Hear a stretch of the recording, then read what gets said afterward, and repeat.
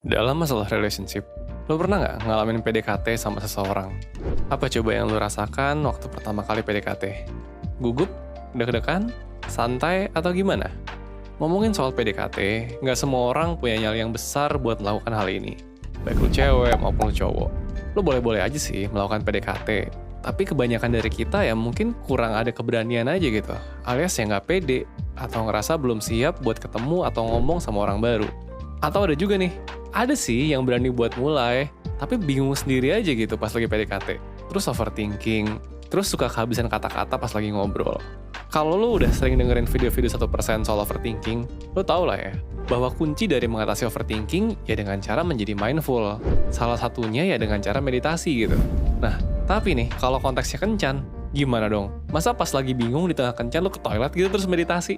Terus begitu balik overthinking lagi. Taruh dikira diare gitu bolak-balik kamar mandi. So, di video ini, gue bakal bahas mengenai mindful dating. Dan buat kalian yang masih single di abad 21 ini, menurut gue ini adalah sebuah konsep yang bisa ngebantu kalian buat sukses di dunia perkencanan yang udah beda banget sama zaman papa mama kalian pacaran dulu. Malahan gak sedikit dari kita yang zaman sekolah justru dilarang pacaran sama orang tua atau guru. Tapi begitu lulus kuliah, ujuk-ujuk ditanya kapan nikah. Lah, nikah mas apa? Emang calon turun dari langit? Ya kalaupun orang tua lu berbaik hati gitu ya, nawarin buat ngejodohin lu sama siapa gitu. Which itu adalah praktek yang umum di generasi mereka. Tapi emang lu mau? Emang lu percaya bahwa pilihan orang tua lu itu lebih oke dari ribuan manusia yang bisa lu dapetin dari nge-swipe di Tinder? Gini. Dunia perkencanan zaman sekarang itu tuh udah beda banget sama dulu. Mungkin 20 atau 30 tahun yang lalu gitu ya. Orang zaman dulu itu kebanyakan cari jodoh, itu ya kalau nggak dikenalin, mungkin dijodohin atau dikenalin temen gitu ya. Kalau nggak ya paling kalau nggak teman kantor, teman kampus. Kenapa gitu? Ya karena susah aja gitu buat ketemu orang baru. Nah, kalau zaman sekarang nih, lo kenal orang baru kan gampang ya. Sesimpel lo main Instagram, main Facebook, main Twitter, atau main Tinder gitu. Nah, akibatnya apa? Akibatnya pilihan lo itu jadi banyak aja. Ya kalau pilihannya cuma satu kan opsi lo cuma sesimpel iya atau enggak. Nah kalau pilihannya banyak kan jadi lebih ribet gitu kan. Si ini lebih cantik sih, tapi si itu lebih asik diajak ngobrol. Sementara si Anu udah pasti mau sama gue, yang lain kan masih dalam angan. Jadi bingung sendiri aja gitu kan. Nah, buat lo yang masih suka galau, bingung, dan sering mengalami hal ini, gue bisa kasih solusi buat lo. Namanya adalah mindful dating. Nah, apa itu mindful dating? Singkatnya gini.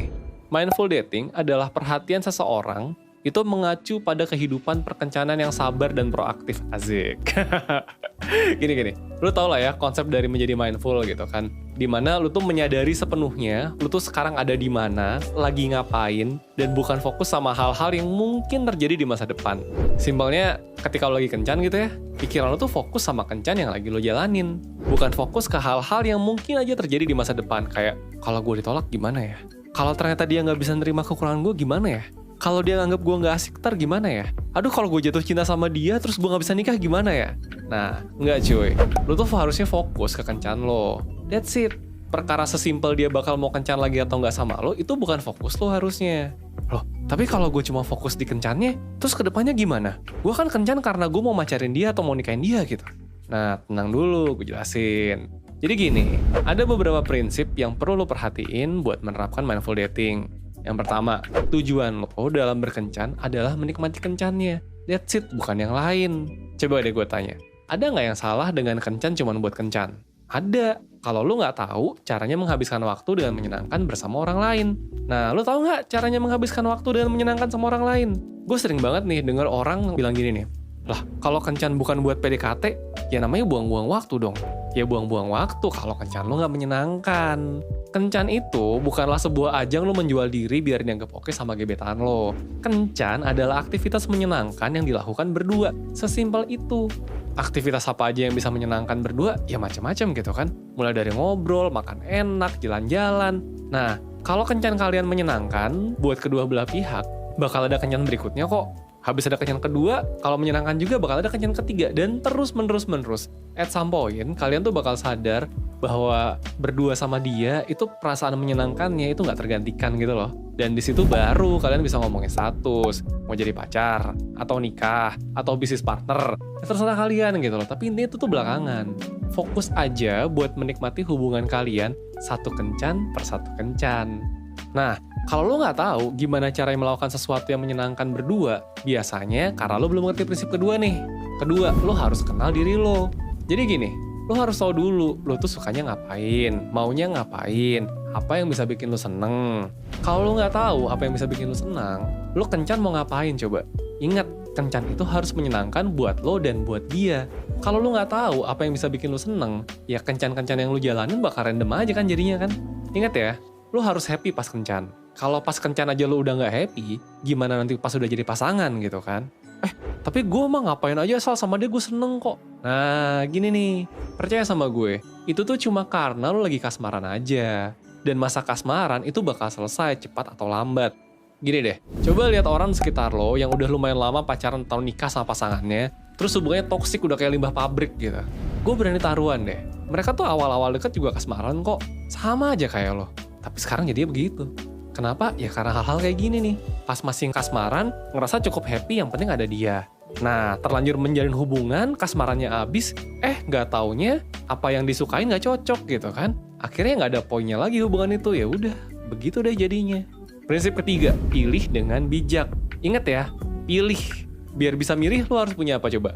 Yes, 1, lu harus punya pilihan, 2, lu harus punya standar. Nah, kita ngomong pilihan dulu deh. Gampangnya gini, kalau pilihan lu cuma 1, itu namanya bukan milih, tapi terima nasib.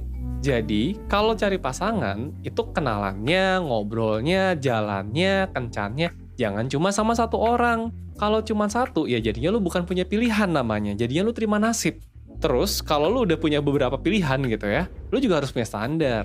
Ingat, PDKT itu bukan ajang buat lu ngejual diri lo ke dia. PDKT harusnya adalah ajang buat saling menilai. Dia menilai lo dan lo menilai dia. Seberapa menyenangkan sama dia dan seberapa cocok kalian dalam hal-hal yang menurut kalian masing-masing matters saya gitu. Keempat, lo harus siap sama yang namanya perpisahan. Ingat, nggak semua gebetan itu jadi pacar. Nggak semua pacar itu jadi teman di pelaminan. Ada yang berakhir jadi teman, ada yang jadi kenangan, dan ada juga yang jadi pelajaran. It's okay buat lo nggak melanjutkan PDKT ke arah pasangan romantis kalau emang nggak cocok. Tapi, yang lo harus ingat, dia juga berlaku hal yang sama. Dia juga berhak untuk tidak melanjutkan PDKT sama lo ke arah romantis. It's okay. Ini kenapa poin ketiga tadi penting. Lo harus punya pilihan dan standar. Dia nggak milih lo, ya nggak apa-apa, kan masih ada pilihan lain gitu kan. Ingat, hubungan harusnya 2 arah. Kalau cuma lo yang mau dan dia enggak, ya udah, itu artinya nggak cocok. Dia tidak memenuhi standar gitu. Kalau dia nggak mau sama lo, ya udah sih. Gitu. Nah, itu tadi 4 prinsip yang harus lu punya buat bisa menerapkan mindful dating biar kehidupan perkencanan lu sehat, sukses, dan gak bikin stres. Biasanya, ada beberapa hal yang bisa bikin orang susah menerapkan mindful dating ini.